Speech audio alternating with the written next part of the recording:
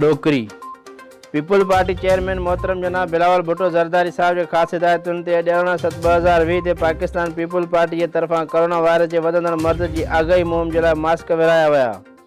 मोहतरम जनाब चीफ सरदार अलीनो खान गादी साहब, जनरल सेक्रेटरी पीपल पार्टी तालका डोकरी, पीपल पार्टी तालका सदर मुनीर अहमद सोहू साहब, पीपल पार्टी अगवान वडेरो शमन खान जूणेजो, पीपल पार्टी अगवान शमीर अली मीरानी, पीपल पार्टी अगवान काजी जमील अहमद जूणेजो, हाफ़िज़ रजब सोलंकी, यूसी गुजर चेयरमैन गुलाम अकबर जूणेजे जी अगवानी में सिटी डोकरी ऐं तालके डोकरी जे मुख़्तलिफ़ यूसियुनि में मास्क तक़सीम कया विया ऐं आगाही ॾिनी वई त कोरोना वायरस हिकु ख़तरनाक विबा आहे जंहिंजे केसनि में ॾींहों ॾींहुं रिकॉर्ड इज़ाफ़ो थिए थो। इन मर्ज़ खां बचण लाइ सिर्फ़ु एहतियात ऐं SOP ते अमल करियो, नक ऐं वात खे मास्क सां ढकियो, हथ साबुण सां 20 सेकंडनि ताईं वॉश कयो, हैंड वॉश सैनिटाइज़र इस्तेमालु कयो। इन मर्ज़ जो इलाजु सिर्फ़ु एहतियात आहे।